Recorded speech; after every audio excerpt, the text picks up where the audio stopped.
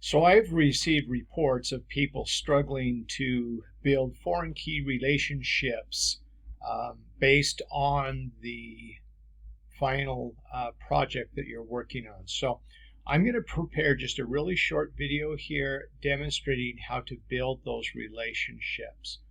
I am logged into my database in pgAdmin. I'm going to right click on tables. I'm going to say create new table. I'm just going to call this one sample, and then I'm going to create 3 columns just for the sake of doing so. All right, so new column, this is going to be sample ID.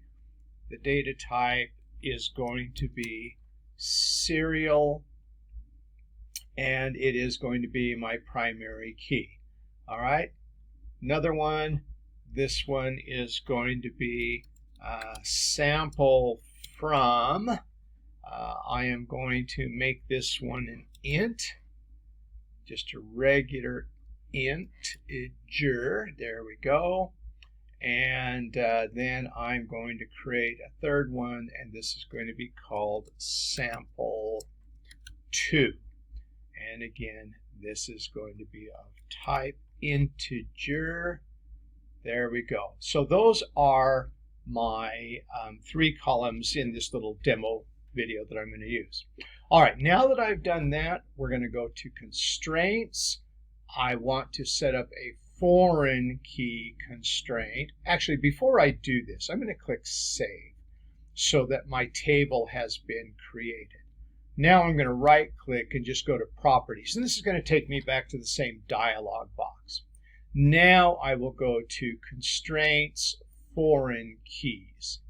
So this is kind of a clunky interface, and I think this is why people are struggling, but let me just show you this really easily. So add a new row.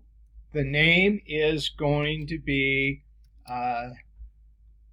sample underscore 2 underscore FK, meaning foreign key. And then the definition, actually the column, sorry. The local column is 2, and this is going to reference the account table, and it's going to be connected to the account ID. All right, here's where some things happen that are just strange. So I'm going to click Add. So that adds it. I can see that up here. Now, I'm going to click Save. That way, that one is done and it's complete. Now I'm going to come back, right-click again, go back to Properties. So I'm basically just repeating the last thing I did. Going to Constraints. I'm going to Foreign Key. There it is. That's the one that I did before. So now I'm going to click the plus sign again.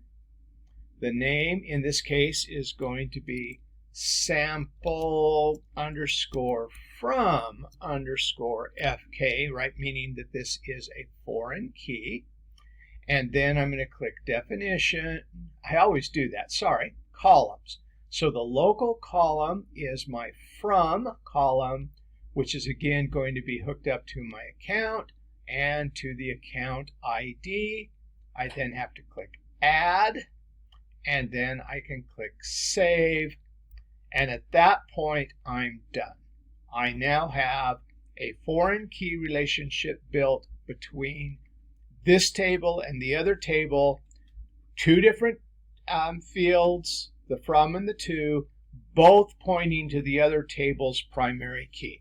So I hope that this is helpful to you, and we'll show you how to overcome the less than helpful interface that pgAdmin gives to us.